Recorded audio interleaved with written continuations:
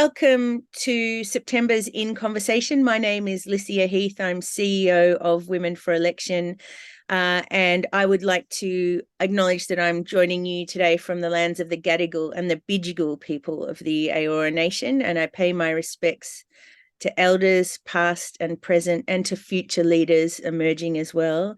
And I extend that respect to First Nations people on this call as well, and note that we're in quite a remarkable period in terms of First Nations reconciliation, and I look forward to the 14th of October and hope that everybody on this call is informed as to how they're going to vote.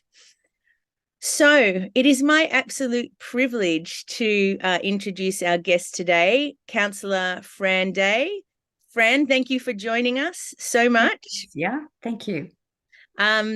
And I think I made a post today, Fran, earlier this week on LinkedIn saying, Fran has a special place in my heart. And the reason for that is because when we were doing our regional tour of New South Wales in 2021, and Albury was one of the stops that we did, and we were funded by the New South Wales government to run workshops across the state, because in 2021, New South Wales was the worst state in the country in terms of female representation on council, which was unacceptable.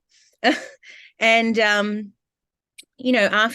concerted effort through that period, I'm very happy to report New South Wales is now the third best, albeit that there's still work to do. But when I met you, Fran, at Albury, I hope you don't mind me saying, but I feel like you were probably the one least likely to run. That's how yes. That's how I felt when the conversations we had. And not only did you find your voice, you decided to run, and not only did you decide to run, you got elected. Which is why you have a special place in my heart. So we're gonna talk about your journey into elected office, and I know there's a number of women that have joined today that have run themselves, a couple of whom have got elected, a couple who are yet to be elected, but this is also going to be shared with our national audience as well, and I think your message is, your journey is such an important one to share. So let's start not from at the Albury workshop. Let's go back in time just for a period, because I'm super keen to understand a bit about you growing up. Like, was politics always discussed at the table? Were you a political animal from early on? What was your journey through life that got you eventually living in Lockhart Shire? Okay, well, first of all, hello everyone. Thank you, Lycia, for your kind introduction. It is absolutely wonderful. And I come from the lands of the Ngarrindjeri clan in the Wiradjuri country. I'm looking so very forward today to share my story with the aim to encourage more women to step over their fears and reserves of going into politics. And I encourage women to go into the Women for Election Equip program. Absolutely. I would absolutely. It was my absolute saving grace at the very beginning. Going back to my childhood, when I was young, living on the North Shore in Sydney, my father and mother always encouraged us to be involved in interesting subjects, to discuss at the dinner table, quite often politics, current events and topics that made us think. Childhood memories of growing up in the 50s and 60s, it meant that we had board games, Monopoly, card games, verbal games, I Spy, and writing diaries and constantly using our minds. My father was very interested in campaigning for the state seat of Eastwood, or the federal seat, I should say, isn't it? Federal seat of Eastwood. It's now Epping. And my family were pivotal in teaching us to be flexible, to change easily, to be adaptable, and to communicate and to try new ideas and opportunities. In my 20s, my family decided to take a tree change, moving from the North Shore and jump to a new adventure and the opportunity to move to Lockhart. and purchased the new Gunya Hotel. My father was always successful in business in Sydney. My brother at that time was a young doctor, and he decided to work in New Zealand to work at the Wanganui Hospital as a registrar. And I went with him and worked with a patent attorney. My father wrote to me while I was in New Zealand and asked if I could come to Lockhart to help them in the new business. And I said I would stay for a month, and I ended up staying a lifetime. It was there that a city girl met her future husband and began a life on the land and started our family, having 3 beautiful children who have now since married great people, and we have 8 beautiful grandchildren, 5 girls and 3 boys. Tim Fisher, AC, was best man at our wedding, and Tim's family were and still are lifelong friends of our family. My husband's family have been in Lockhart for 5 generations through droughts and flooded rains and still thriving. Walter Day, Max's great-grandfather, was one of the original pioneers of the district, and he was on the first Lockhart Council in 1906. And since then, there has been a Day family member on the Lockhart Council, my husband finishing after 9 years before the previous local government election. Yeah. And I'm a first woman. So anyway, sorry, go on. No, well, I was thinking, because I remember our conversation so clearly at the workshop, because one of the things that you talked about, and you had an OAM button on your lapel, and you talked about the community work, the volunteering work that you'd done in across the region, and that your husband had been on council. But your story was not unusual to me in terms of you were in the generational roles. Husband was on council, wife was volunteering in the community over decades, and the concept of you being the elected member hadn't necessarily entered your mind early on in the piece, and it was only later on in the piece. So can you talk to us a little bit about how you were seeing your role in the community at a point, and then what the tipping point, or the stake in the ground moment was, where you went, oh, hang on a minute, it could be me. Well, I ran my own ballet school for a long time here. It was interesting. I had 5 little girls, including my own, that I wanted to teach dance. So I had a leadership role, but they were things that I was quite secure in. It was quite a large school, over 100 children, and it was very successful.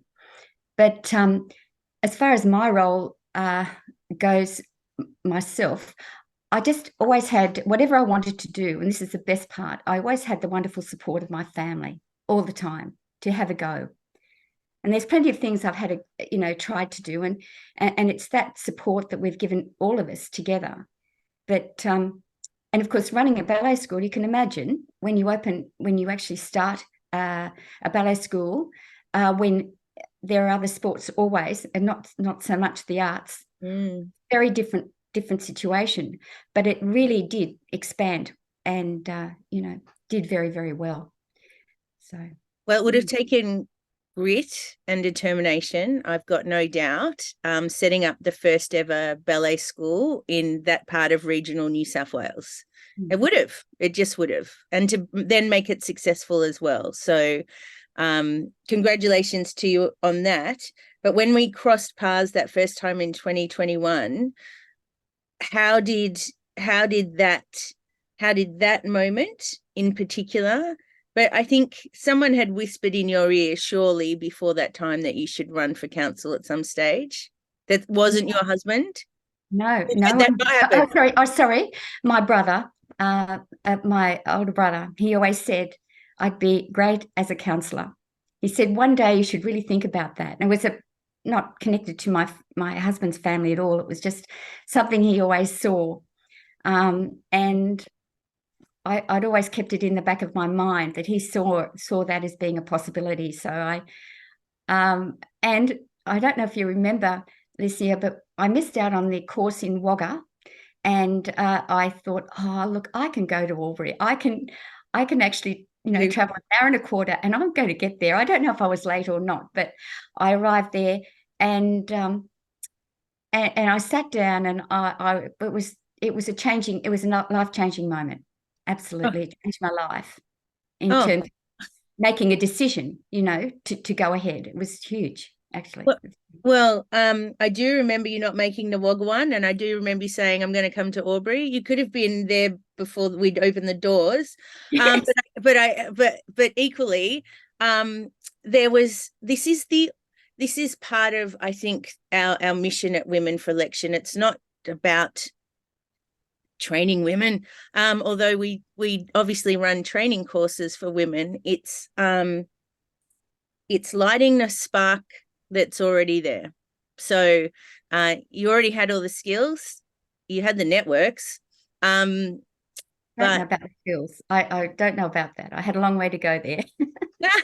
Well, we could help with some of the pragmatic stuff, but in terms of the on the ground things that you needed to know, I think you had a lot of those already. Or frankly, you wouldn't have got elected the first time around, Fran. So I think so. Talk to us then. You arrived at that workshop. Talk us through the process of the day and what kind of changed for you from that point on. Well, I just wanted to say straight out that Lucia and Ruth, both of you, were inspirational trainers and coaches and leaders. And that day I learned about political savvy, and it was empowering to know that I was not alone in my feelings and experiences. There are, other girls, women in that room that felt the same way as I did. And however, I mean, they had a lot more confidence than I did. They could get up and make a speech. You remember when you asked to do that, and everybody else got up and made their speech, all except me. And it was just an amazing opportunity for the group to learn leadership and governance skills. And it gave us a lot more confidence, to take that step forward. Yes, the big C, we call it. It is. Confidence. Although that we constantly address that there's 5 key barriers to running, the 5 C's, but the big one's confidence, but cash is another one, and caring responsibilities, and culture and candidate selection as well. Why did you want to run? Like, what was it that you wanted to improve, or what opportunity did you see there? What was the motivation in terms of wanting to have that position? Well, I wanted to, I'm community based, so I want to give back to the community. I wanted to put my energy and passion back into the community, and I wanted to make a real difference to Lockhart and the wider Shire. Yep. Well, that's a pretty good driving force for me, I would say. And I mean, if you've only been on council for 1 term. It's not the longest amount of time. I mean, council elections are in New South Wales are later next year, shortened term this time because of COVID. Played a bit of interference with the terms in the last election. Have you had enough time to achieve some of the things that you wanted to? Give us a bit of insight as to kind of day to day what I've done. What you're doing. First of all, I think USH. I've been successful in getting USH after school care for the children. We've just been successful with a gymnasium, the Health and Wellbeing Gymnasium in Lockhart, which is exciting. The paramedics and the police said that's a big reason why they'd moved to Lockhart, because that's there, and the community are very excited.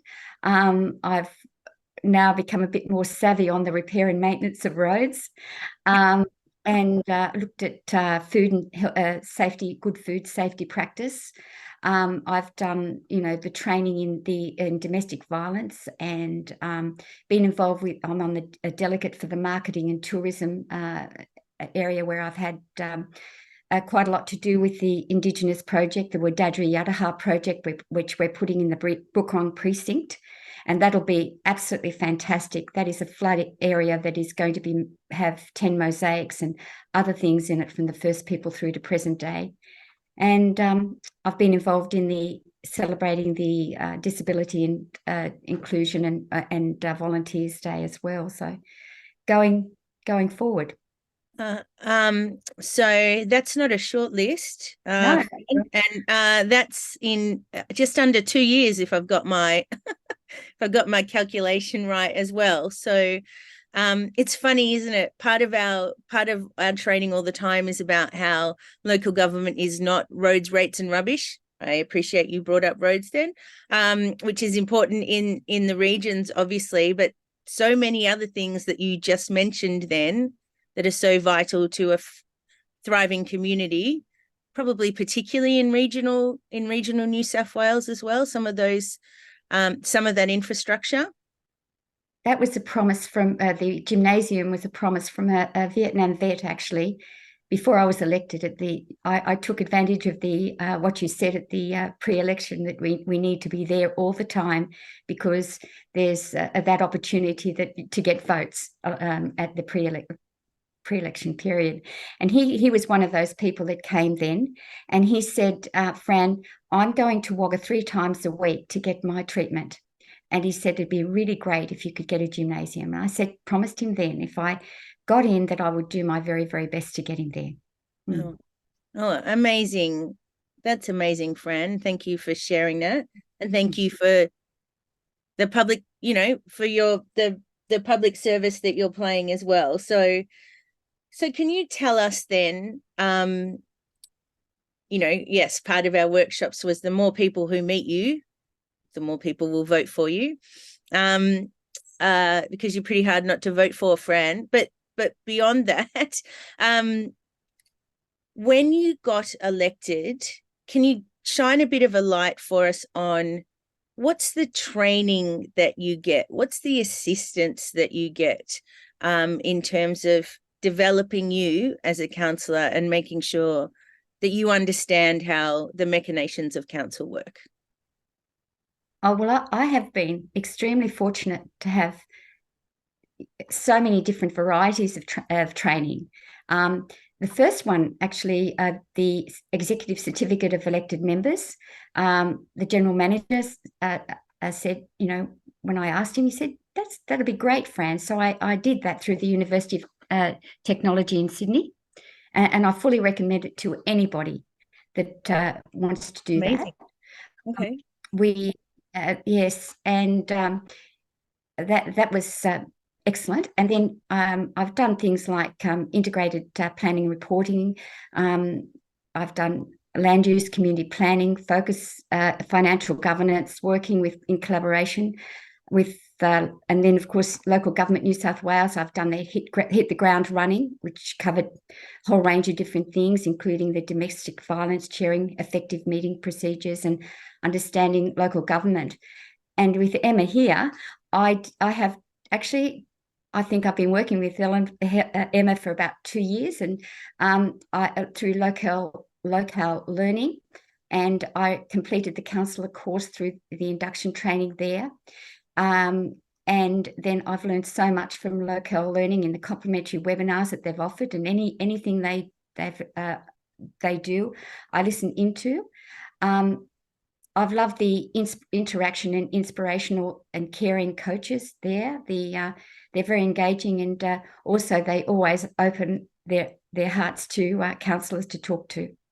So fabulous. Yeah. Thanks for the work that you do, Emma. It's very comforting for us to know that if we're going to get more elected, that they've got a place to go to on the other side of that as well. So, but I think what you've highlighted, Fran, is that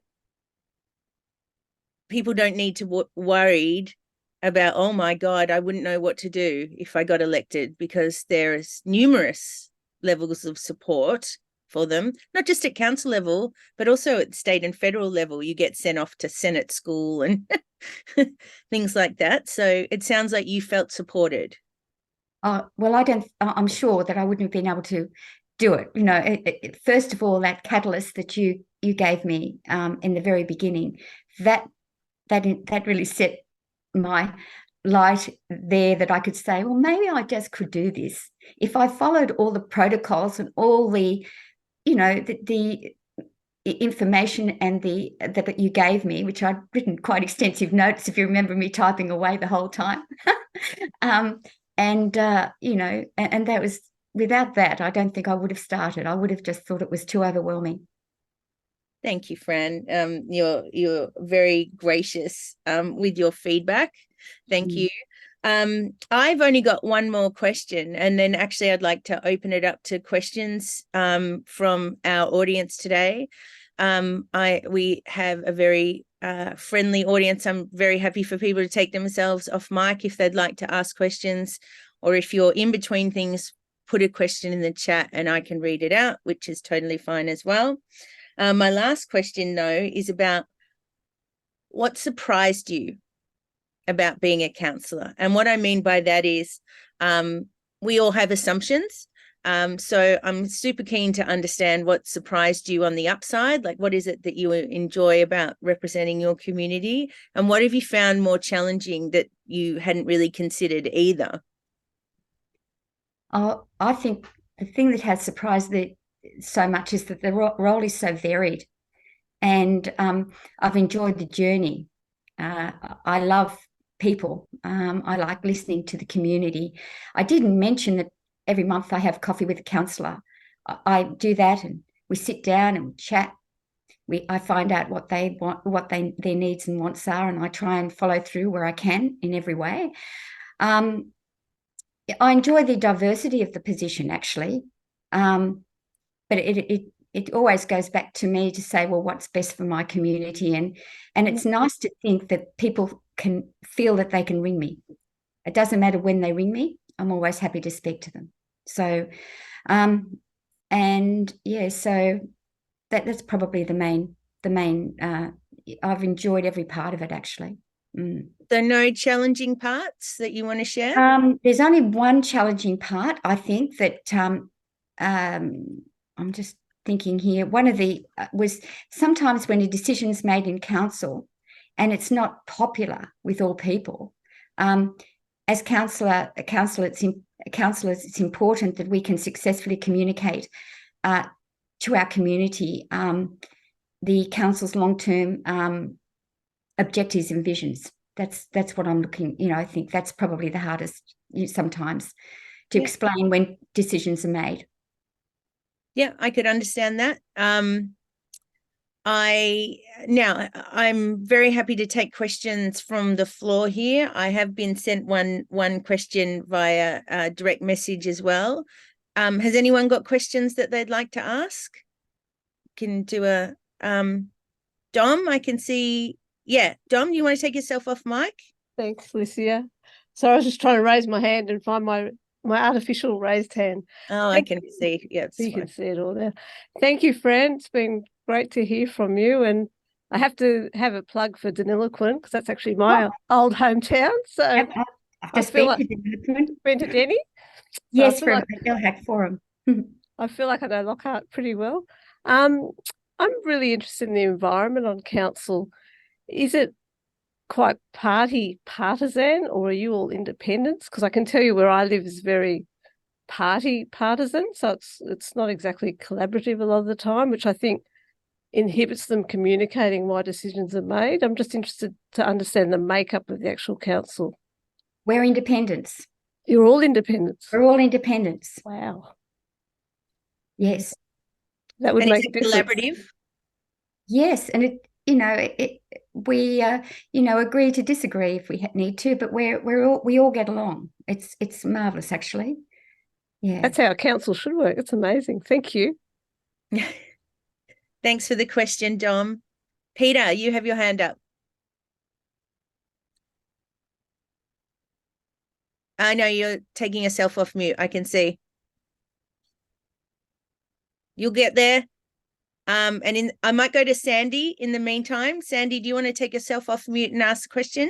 Yeah, thanks so much, Licia.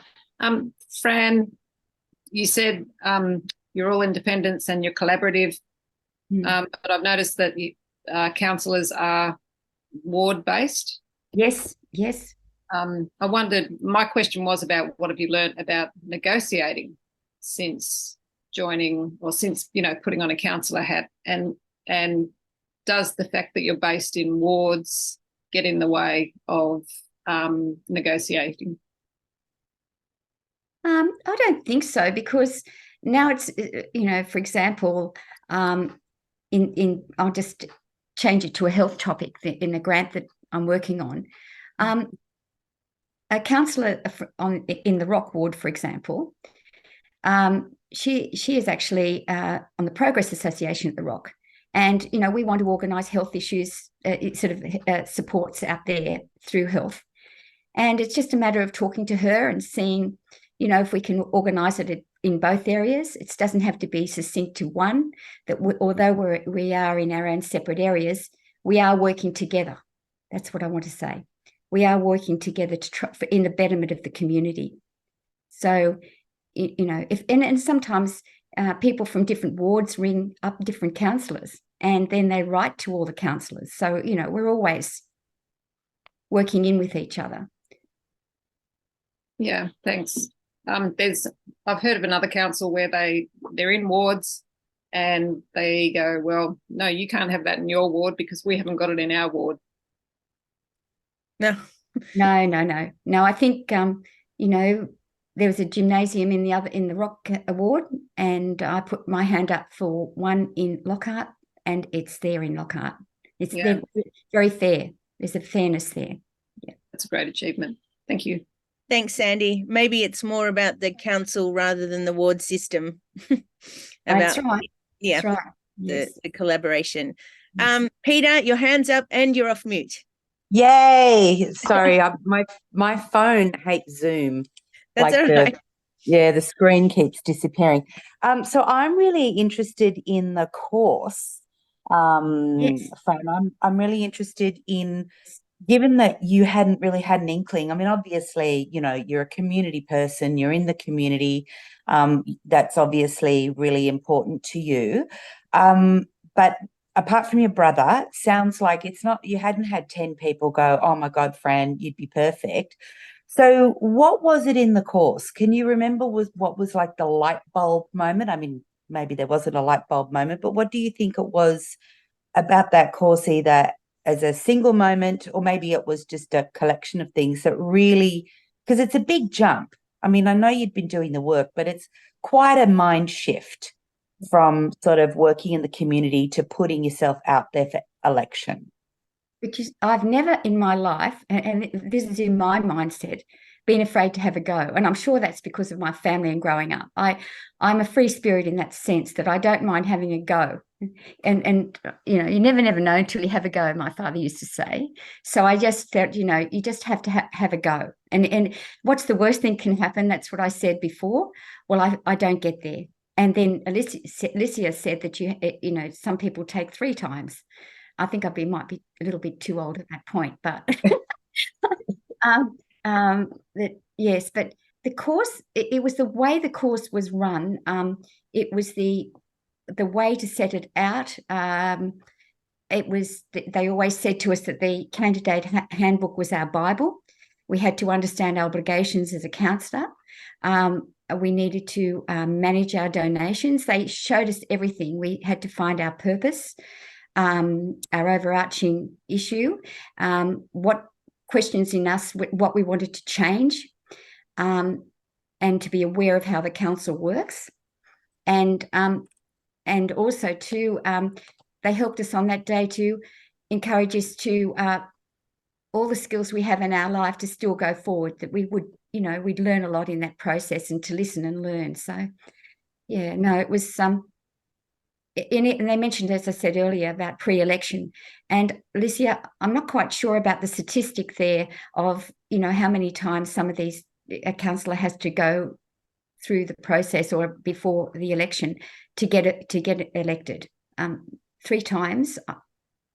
Well, 3 times on average, across all tiers of government.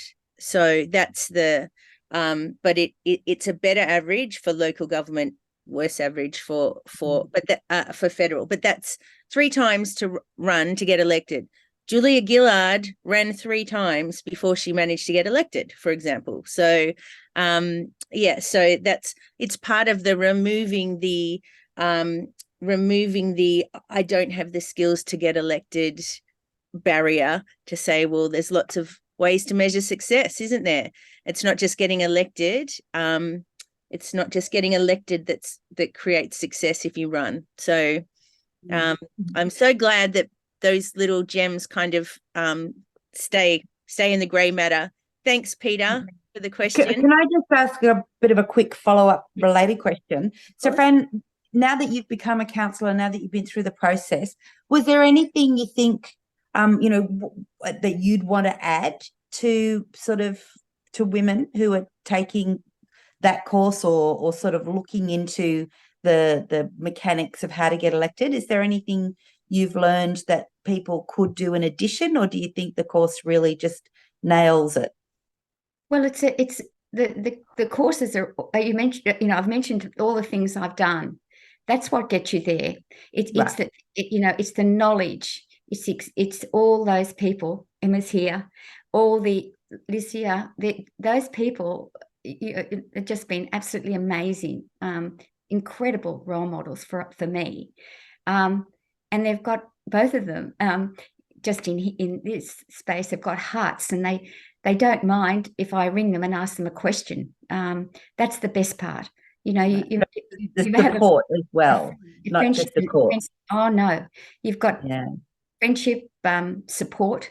Also, when you do the courses, whether you've got other counsellors or other people there that are going through similar things, sometimes more difficult areas, but we learn as we grow. And the same thing when I did the executive certificate at university, it's exactly the same. There was a lot of councils primarily, there was some from the rural areas that go into that, and I learned an enormous amount from doing that. So I just try and learn all the time if I can. I just do. Thanks again, Peter, and for the follow-up. Fran, I've got a question here. What's frustrated you since your election? Do you have any frustrations since you've been elected? No, I don't think so. Just at the very beginning, there's a lot to learn, and it can seem overwhelming. When you first sit in the council, you've got some councillors being very experienced of, many, many years, and you really have to learn. I wouldn't say it's frustrating, but I think that, professional development is very, very important for councillors, as they go along. The more you can do, the better off it is. Yep. Oh, well, that's a beautiful sentiment, really, to finish this off with. I'm thinking that our new moniker could be "You never know if you don't have a go." That could be our new strapline. I'm going to workshop that a bit, if you don't mind, Fran. And does anyone else have any other questions? Oh, Philippa. Let me just lower my hand. Hi, Fran. Thank you so much. I'm just really enjoyed listening to you talk, and that passion for learning. So my question, one of the things I've been learning myself since becoming associated with Women for Election and a couple of years prior is the strength of Australian democratic processes. I think that's just something that I'm really, really very grateful for. What's your view of, I guess, the experience of being on the inside of a democratic process, and how do you sort of see, and what have you learned about Australian democracy since this whole experience began? I think it's in our situation, it's very fair. That everybody has their point of view, and everybody is equal. And I think that's the important part.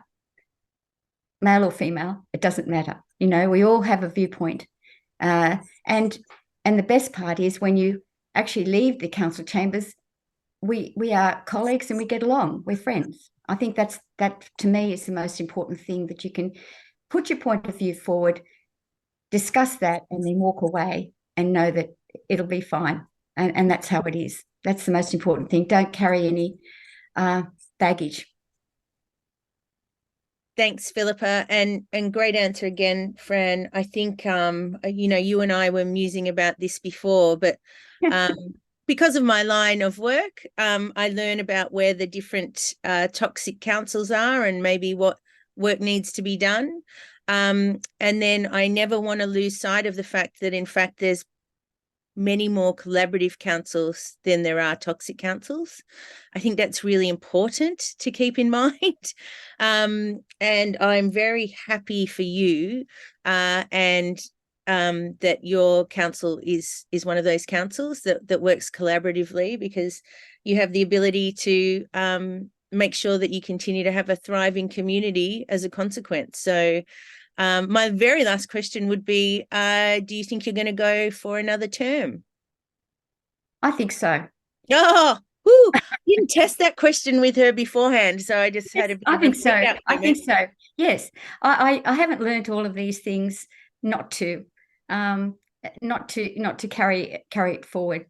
No, it's a privilege, really. I'd say it's absolute privilege, and in every possible way.